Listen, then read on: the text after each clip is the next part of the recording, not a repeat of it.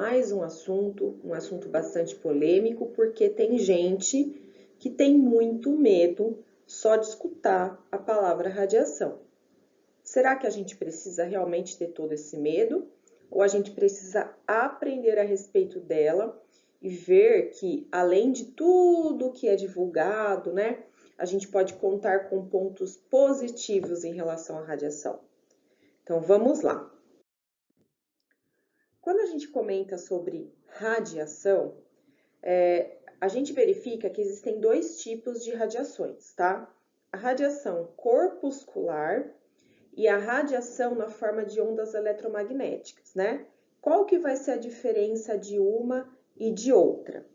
As radiações corpusculares, né, ou a corpuscular, ela nada mais é do que partículas, né, que foram emitidas e que são responsáveis pela emissão de elétrons, de prótons, de nêutrons e outros tipos de outras partículas. Então, quando eu falo corpúsculo, eu preciso remeter à palavra partícula. Então, se eu tive emissão disso, eu tenho esse tipo de radiação.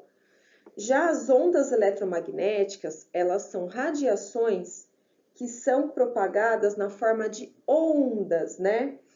Ondas do ponto de vista físico, certo? Através de um campo elétrico perpendicular a um campo magnético. Por isso que elas são chamadas de ondas eletromagnéticas.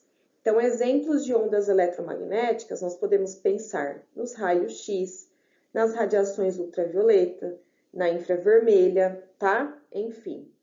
Então, aqui, essas ondas eletromagnéticas, radiação gama, que a gente vai estudar aqui, tá? Essas ondas eletromagnéticas, elas são mais estudadas na física, com exceção da partícula gama, que a gente também estuda aqui na química, tá bom?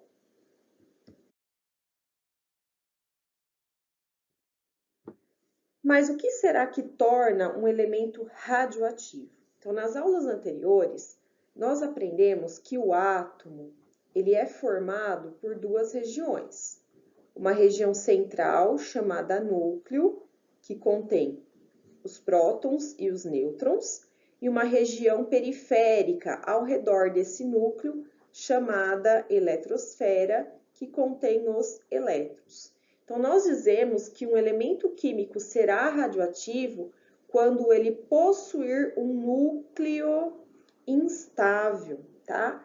Então, essa radiação, essa radioatividade, ela está associada à instabilidade nuclear.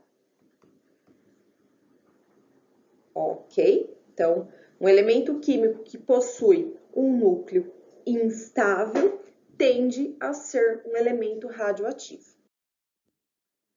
Quando a gente comenta sobre reações nucleares, nós verificamos que existem dois tipos de reações nucleares. A reação de fissão nuclear e a reação de fusão nuclear.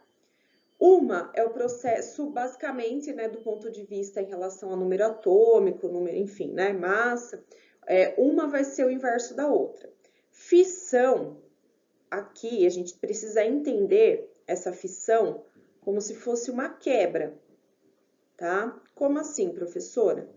Na fissão, eu vou ter um elemento químico maior e ele vai ser transformado num elemento químico menor. Então, por exemplo, aqui, para ocorrer essa fissão, eu peguei um nêutron, eu bombardeei esse nêutron ao meu elemento químico radioativo, né? Que no caso foi esse urânio aqui 92. Aí, o que vai acontecer? Por conta daquela instabilidade, vai ocorrer essa reação, né? Porque ele é radioativo, ele é instável. E olha, ele está formando aqui elementos químicos, ó, com número atômicos menores. Então, a partir de um elemento que tinha número atômico 92, eu obtive elementos químicos com número atômicos menores, ó, 56 e 36. E lembrando, né, que o número atômico é o RG de cada elemento químico. Se eu mudo esse número atômico, eu mudo o elemento químico também, tá? Então, o que a gente pode perceber? Eu tinha urânio e depois no final eu obtive criptônio, que é um elemento químico diferente, e o bário, que é um outro elemento químico.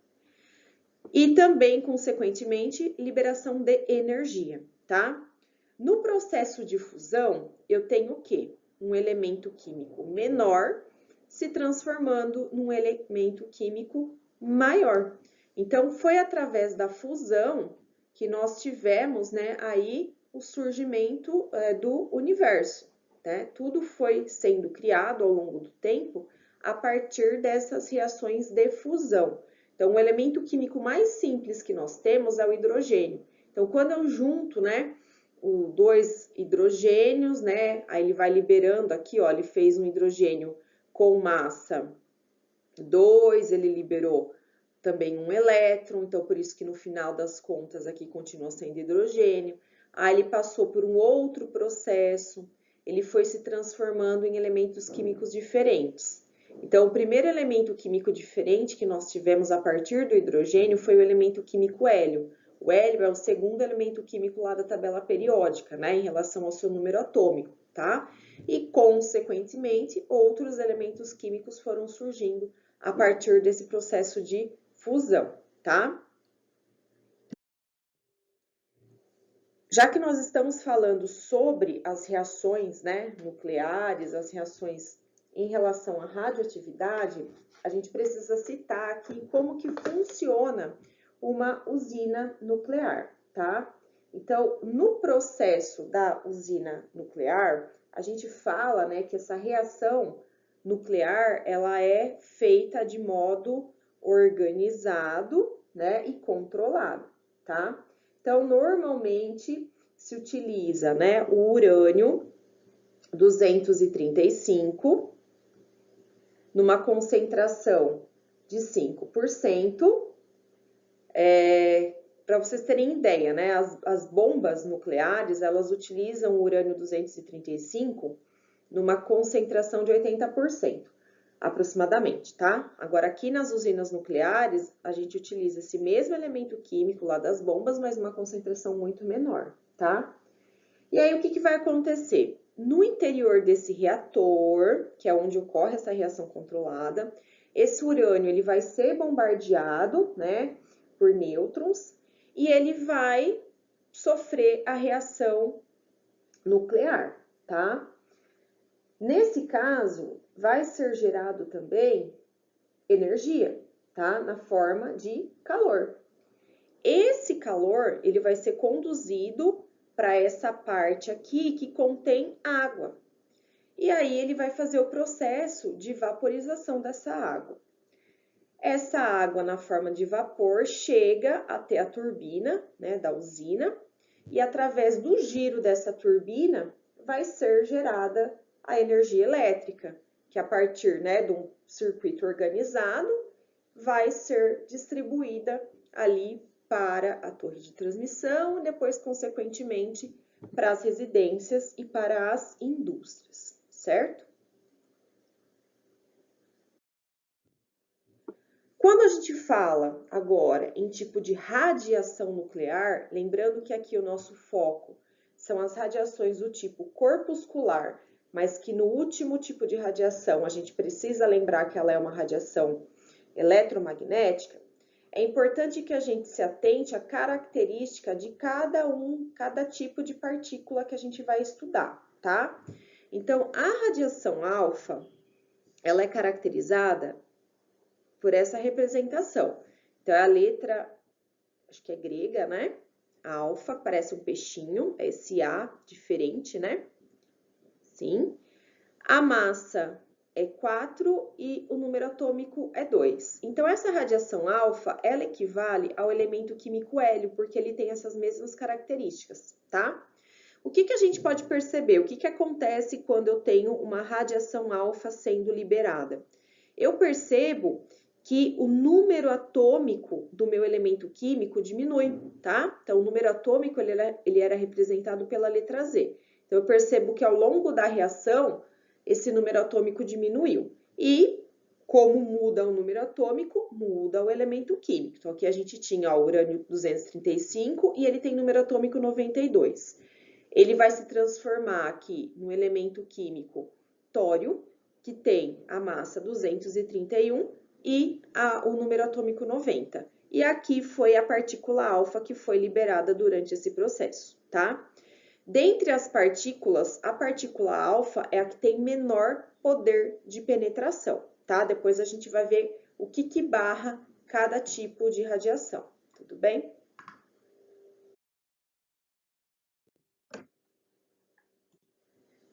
Já a radiação beta, ela tem como característica, né, uma massa zero, e aqui, em relação, entre aspas, ao lugar do número atômico, a gente percebe um número negativo.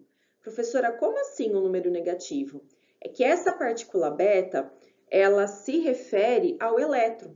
E se nós lembrarmos, o elétron é uma partícula de massa desprezível, mas que tem carga negativa. Então, por isso que a representação fica com esse valor negativo. Então, a partícula beta, assim como a partícula alfa, que equivalia, né, que equivaleu a um elemento químico diferente, aqui no caso, essa partícula beta equivale a um elétron, né, que não é um elemento químico, mas equivale a um elétron, certo? O que a gente percebe quando tem a emissão, né, desse tipo de partícula? A gente percebe que o número atômico aumenta, tá? Então, ó, o número atômico é o Z, então a gente percebe que ele aumentou ao longo do tempo. Em relação ao poder de penetração, a partícula beta é uma partícula de poder intermediário, tá?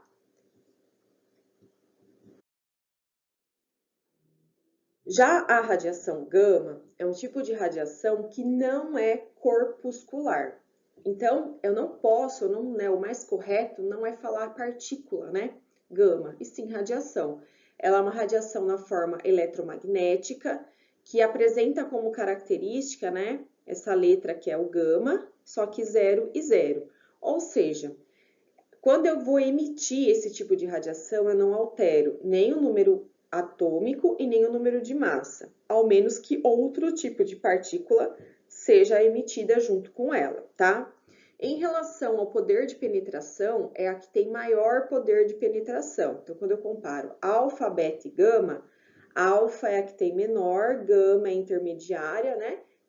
Perdão, alfa menor, beta intermediário e gama a maior, tá? Então, depois aqui na sequência, a gente vai ver, né, esse poder de penetração junto com o que barra cada uma, conforme foi falado aqui no slide anterior. Então, aqui nós temos, né, a radiação alfa, ela consegue ser barrada por papel alumínio, pela própria roupa. Já a radiação beta, ela é um pouquinho mais penetrante, então ela vai ter que ser barrada por algo mais grosso, né? Como, por exemplo, uma lâmina de metal, uma madeira mais densa ou uma roupa mais grossa. A radiação gama, ela tem um alto poder de penetração, e para que vocês tenham ideia como que a gente consegue barrar ela, é só através de uma parede fina de chumbo ou concreto, tá? Então, essa aqui é a mais perigosa. As aplicações de radiação. Então, a gente, às vezes, só associa a radiação com coisa ruim. Com doença, com explosão, né, de usina nuclear, enfim. Mas nós temos muitos processos aí, né, que ocorrem no nosso dia a dia e até coisas que nós utilizamos que são benéficas e que existem por conta da radiação, tá? Então, a gente verifica, né, a utilização da radiação. Acho que o mais conhecido aí seria na parte, né, da medicina, tanto para diagnóstico como para tratamento, como, por exemplo, a radioterapia, né, o diagnóstico aí de algumas doenças, né? A irradiação em sementes, que é para fazer com que essas sementes, né, não sejam contaminadas por fungos, por micro-organismos, né? Então, é um tratamento que é feito ali para que elas durem mais, vamos falar assim. Também em algumas indústrias são utilizadas, né, a parte ali de radiação, justamente para verificar ao longo da linha de produção algum problema, alguma coisa do tipo, tá? Porém, quando a gente fala de radiação, provavelmente todo mundo se lembra da parte de datação de fóssil, né? Então, como que eu faço para determinar a idade, né, de um ser ou de um objeto?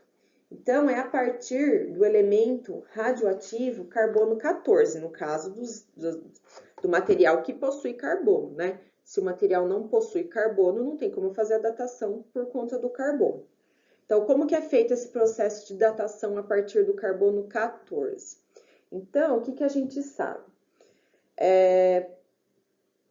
O organismo vivo, ele tem uma concentração, uma massa, né, no nosso corpo, que varia do carbono 12 e também do carbono 14. Só que o radioativo é o 14, o 12 não é radioativo.